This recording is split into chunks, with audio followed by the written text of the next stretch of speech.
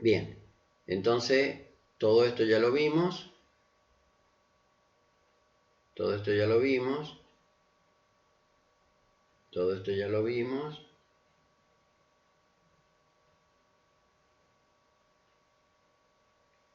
Todo esto ya lo vimos. Todo esto, insolvencia, dólar, inflación, no solamente lo vimos, sino que lo vivimos y lo vamos a vivir peor todavía en lo que viene. Así que cuanto antes empiecen a meditar mejor.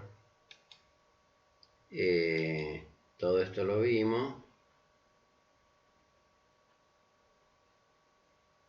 Todo esto lo vimos. Bien, y llegamos a esta parte, ¿no? Bueno, en esta misma conferencia,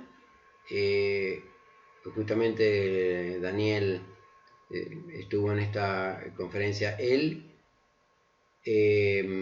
utiliza un modelo, grabá, ¿viste? Como para no olvidarme. Bueno, acá lo que vamos a ver es qué es lo que utiliza él, muy simplificadamente, porque es bastante complejo de explicar, pero lo que hace es el modelo de la pandemia basado en ecuaciones diferenciales, lo que explicamos recién, pero la diferencia es que en vez de utilizar 3 tanques, que se corresponde con 3 figuras en las funciones y 3 figuras abajo con sus derivadas, él utiliza más tanques y por lo tanto más funciones porque justamente lo hace más realista al modelo, ¿no? Lo ajusta al caso que tenemos. Es decir, que acá utiliza más tanques por un lado y más funciones por otro lado. Pero la base de ecuaciones diferenciales y el concepto de que el líquido va pasando por acá y el líquido, y esto representa la función y lo que pasa por acá su derivada, es el mismo, ¿no? Entonces, a partir de los casos activos que yo veo en un momento del tiempo, porque él, lo que hace él es dinámico, es decir, él permanentemente tiene que estar corriendo los programas para poder encontrar los coeficientes. Bueno, él tiene más de 2 coeficientes porque tiene más tanques y más curvas, ¿no? Pero ¿se acuerdan que vimos que cuando variábamos los coeficientes que aparecían en las ecuaciones diferenciales, estas curvas cambiaban? Entonces yo lo que tengo que hacer es, a partir de estos datos que están aquí, que, reforzando la pregunta de Alberto, no necesariamente se condicen con la realidad, pero en principio debieran tener coherencia con la realidad, yo lo que hago es buscar el mejor ajuste, es decir, los mejores coeficientes, de tal manera que estas distancias, la suma de los cuadrados de estas distancias sea lo menor posible. ¿Se dan cuenta? Entonces fíjense cómo aquí tengo que buscar los coeficientes. Si busco unos coeficientes que no sean óptimos, me va a dar más lejos y por lo tanto la distancia más grande y los cuadrados, la suma de los cuadrados va a aumentar.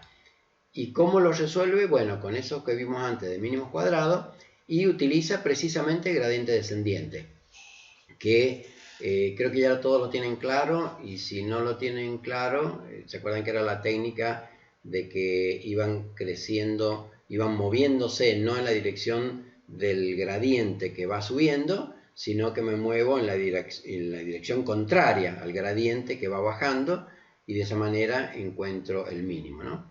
Si no lo tienen demasiado claro, vean los videos que hoy voy a subir del encuentro pasado y ahí lo van a tener más claro. Bien, entonces con el gradiente descendiente yo lo que hago es encontrar los mejores coeficientes, la mejor curva que ajusta a los datos. En realidad hay más de una curva, ¿no es cierto? Acá lo estoy simplificando. Bien. Y en los artículos que él publica, bueno, publica intervalos de confianza para mostrar que realmente el ajuste es bueno, porque si no muestra esto, podría estar haciendo una simulación que ajusta muy mal, ¿correcto? Entonces por eso utiliza el concepto, publica los intervalos de confianza para mostrar que el ajuste que él hace es bueno. Bien, entonces acá vimos esto relacionado con, bueno, acá claramente la pandemia está relacionada con el estrés, pero ahora lo que voy a mostrar en lo que viene es cómo se relacionan conceptos de ciencias de la computación con el estrés. Vamos a ver más este detalle y nos vamos a ir yendo de a poco hacia la relación con el estrés. ¿Y qué relación tiene con meditación? Bien. En este caso, en el caso de la simulación aplicada a la pandemia, teníamos los datos y Daniel lo que hace es utilizar un modelo que trata de ajustarse lo más posible a los datos, y entonces hay un error que formalmente se calcula como la suma de los cuadrados de todas estas distancias, de todos estos palitos, y este sería el concepto desde ciencias de la computación. Ahora, ¿cómo se relaciona esto con otro aspecto de la realidad que es con lo que nosotros nos identificamos? Entonces, vimos aquí que nosotros permanentemente nos identificamos con la realidad.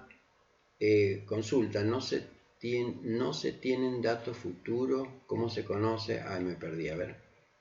Espérate que me apareció el chat y se me fue. No se tienen datos futuros. ¿Cómo se conoce la curva completa? Ah, qué buena pregunta.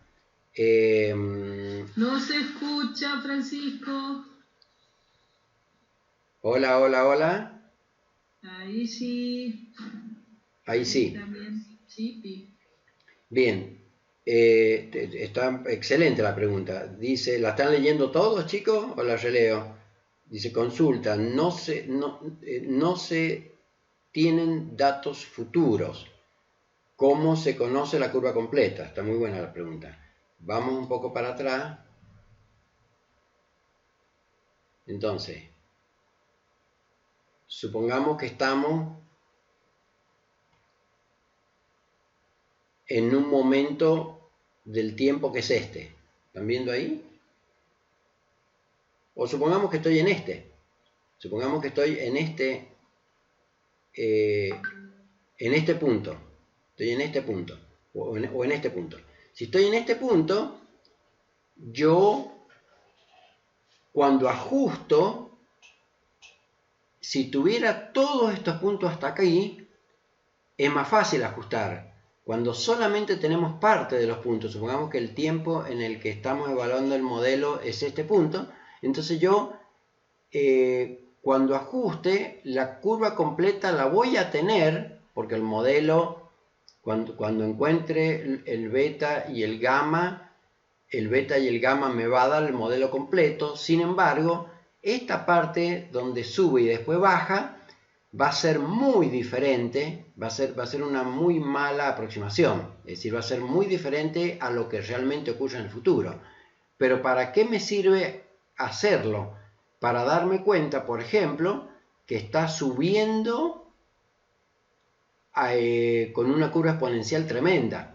Entonces yo puedo hacer inferencias, como por ejemplo, si estoy aquí, yo sé que no sé exactamente cuándo va a ocurrir el pico, pero de acuerdo a estos datos yo sé que va a seguir subiendo durante bastante tiempo y es imposible que el pico se dé, por ejemplo, dentro de este mes. Por eso yo me arriesgaba a publicar videos diciendo el pico no se va a dar en julio, después decir el pico no se va a dar en agosto, porque vos no sabés cómo va a evolucionar exactamente en el futuro, pero sí sabes la tendencia. Entonces, cuando ajustaste el modelo te va a decir que todavía le queda bastante tiempo para subir. Y a medida que va pasando el tiempo, esta curva, a medida que va pasando el tiempo, tengo que volver a encontrar una nueva curva. O sea, en cada momento, todos los días, o varias veces por semana, tengo que correrlo y cada vez que lo corro me da coeficientes que van cambiando. O sea, esto es dinámico. y en cada momento tengo que aplicar el gradiente descendiente para minimizar estos errores. ¿De acuerdo? Entonces yo, la curva completa, respondiendo la pregunta, la obtengo, pero ¿qué pasa? Que va a ser, por ejemplo, en este punto va a ser una curva completa donde esta parte de la cola va a diferir muchísimo de lo que realmente sea, por ejemplo, en este día. ¿De acuerdo? Mientras que si el análisis lo hago en este día, ya la curva va a ser más aproximada. No sé si queda clara la respuesta o quieren que lo amplíe. Bien, perfecto. Bien, continuamos entonces.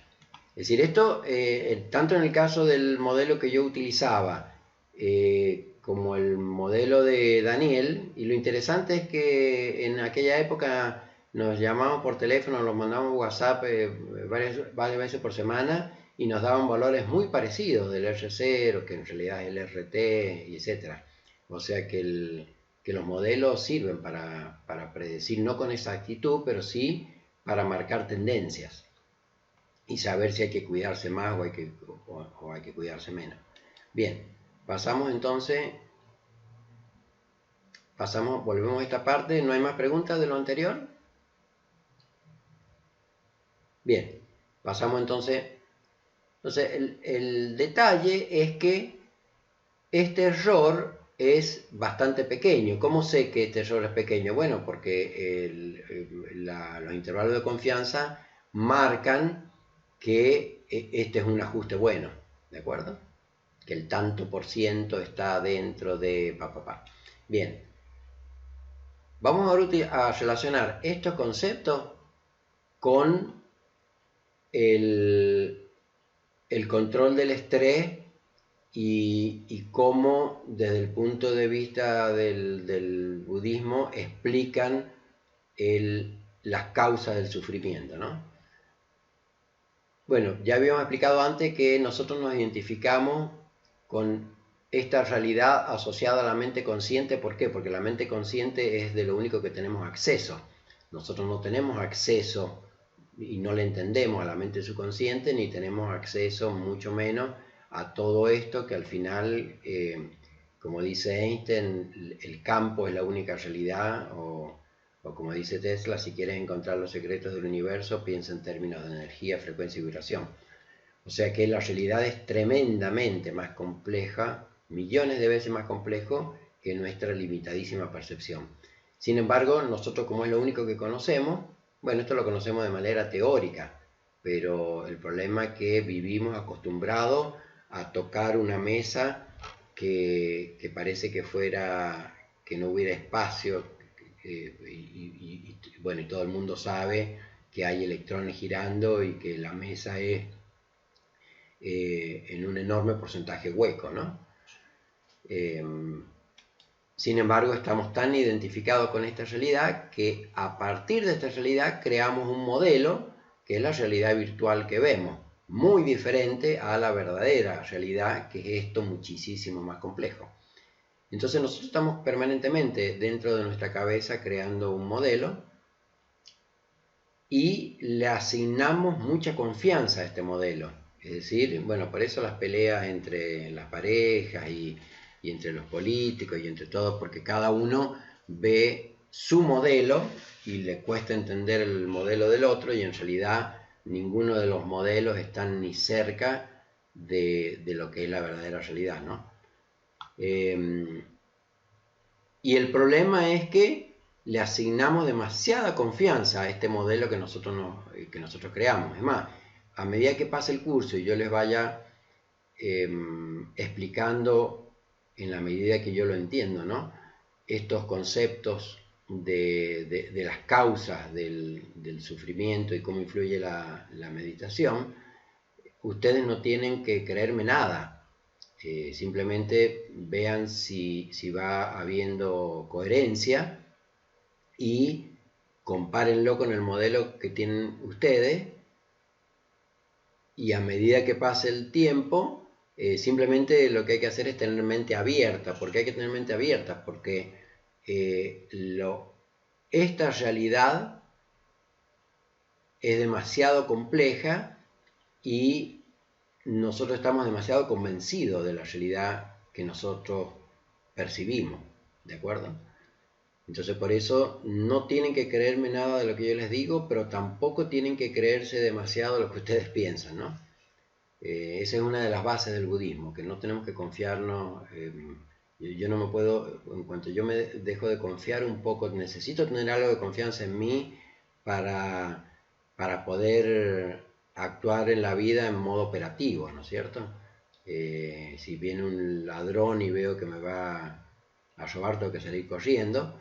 Entonces en ese sentido sí tengo que confiar en lo que me dice mi mente, pero en cosas más profundas no. Siempre tenemos que, según el budismo, dejar un margen de incertidumbre para que entren nuevas posibilidades.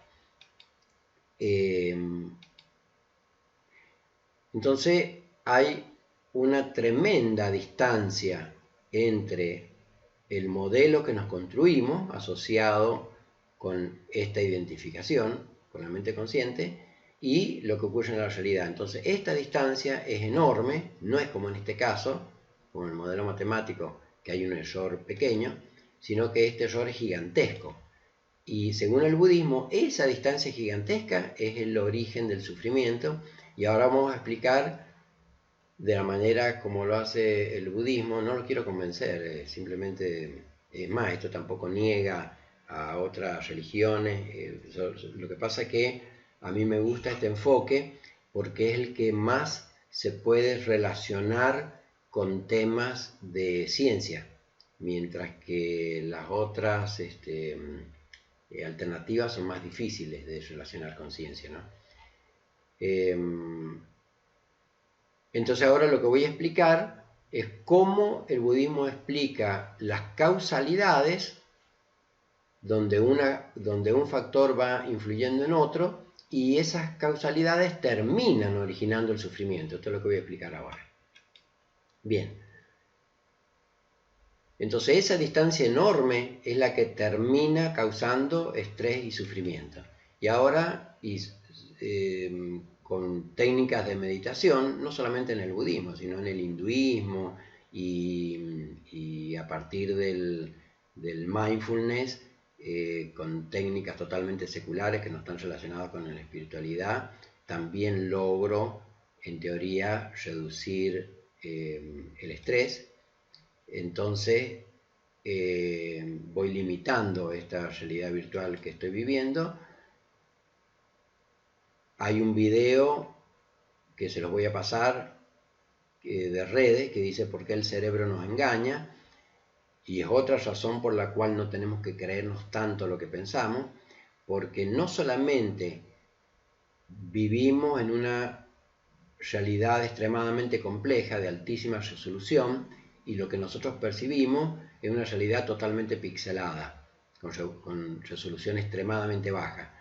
Entonces de la realidad tomamos unos poquitos puntitos de los billones de puntitos que hay en la verdadera realidad. Y además, cuando completamos con esto está explicado en este video, inventamos cosas que no existen. Por eso cuando cuando algo ocurrió y hubo 3 personas y un evento ocurrió hace 3 años, cuando cada una de las personas cuenta, cada uno cuenta una cosa diferente. ¿Por qué? Porque se grabó datos diferentes y encima los rellenó de manera diferente con subjetividades que tienen que ver con emociones. Bueno, ahí entramos en el campo de psicología. Pero lo relevante es que nuestra mente no puede guardar los datos como si fuera una cámara fotográfica de baja resolución, sino que para recordarlo tiene que entrar en las redes neuronales una historia coherente. Entonces para que sea coherente la completa, y la completa con cualquier huevada.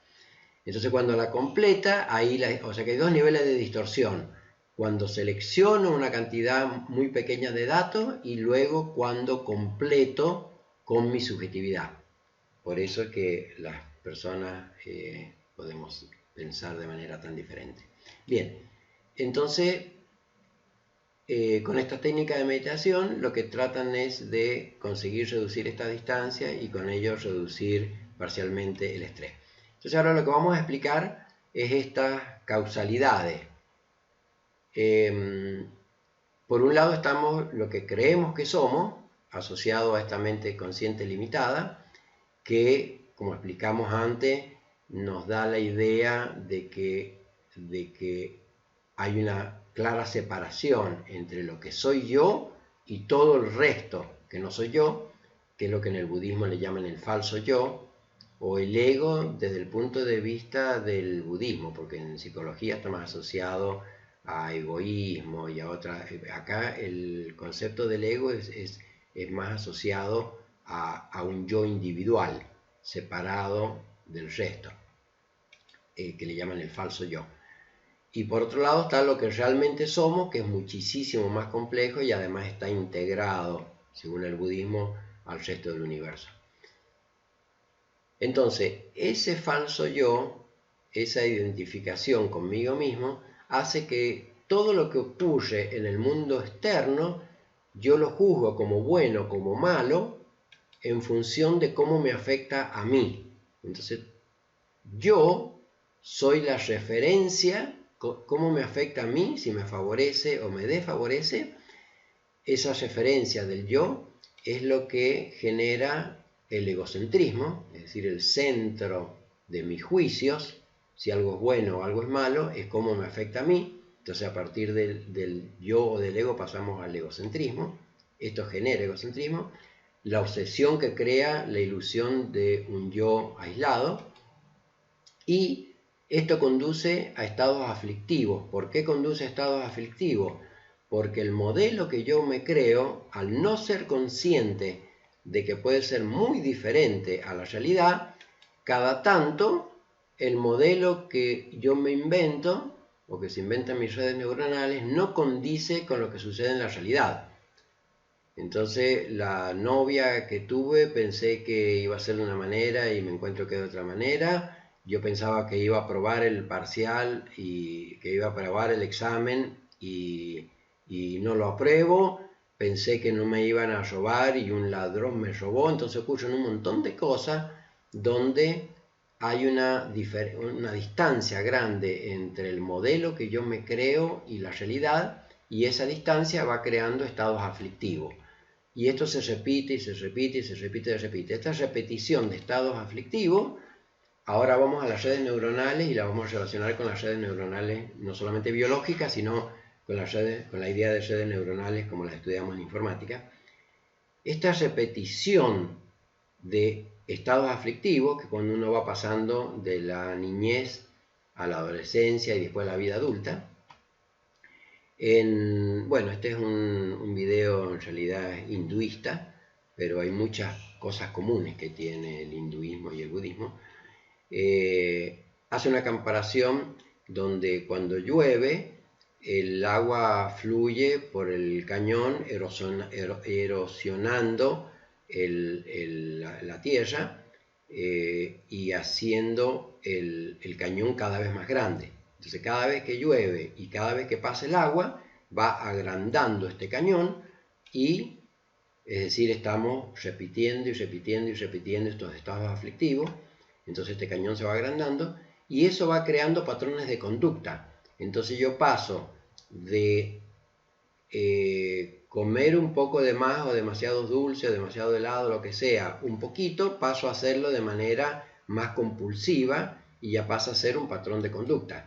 O en otros casos, y eso me termina generando estrés, o la mente se me va hacia una preocupación y yo no tengo la suficiente libertad para sacar mi mente de donde está y llevarla a otro lugar. Entonces en un momento me siento mal y no me ha ocurrido nada en particular, sino que simplemente la mente se va como el agua corre por aquí en forma automática y yo no tengo ni voz ni voto en poder sacar la mente de un lugar y llevarla a otra, ¿no? Entonces, y en eso consiste la meditación, que poco a poco voy siendo más dueño de mi mente. En el budismo hacen una comparación de que nosotros no vamos manejando el auto que representa las decisiones, sino que vamos en el asiento del acompañante, incluso dice que vamos en el maletero, en el baúl, y vamos en caída y vamos pegándonos y siendo reactivos a lo que ocurre en el exterior. Entonces, si lo que ocurre en mi mundo exterior condice con mi modelo, voy tranquilo y soy feliz. Y en cuanto empieza a diferir, entonces empiezo a sentir estados aflictivos. Y cuando esto se repite, entonces voy creando. Entonces la mente se va sola por este lugar y entonces este camino crea como si fueran velos. Entonces hay un velo del ego, otro velo del egocentrismo, otro velo del estado aflictivo, y estos velos terminan produciendo el estrés. Entonces esta diferencia entre lo que creemos que somos y lo que realmente somos, esa asociación con la mente consciente es, según el budismo, el principal origen que desencadena estos velos y que termina produciendo el estrés. Y la meditación lo que trata de hacer es de ir reduciendo esta distancia y descubriendo estos velos para ir entendiendo al principio de manera teórica este concepto de que no nos tenemos que creer tanto lo que nos dice la mente consciente, y cuando vamos descubriendo estos velos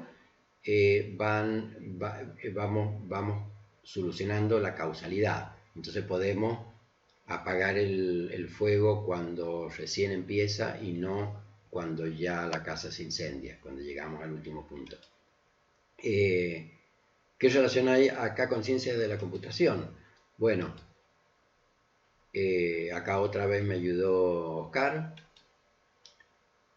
que en las redes neuronales se acuerdan que los pesos se asociaban a varias cosas en la red neuronal biológica.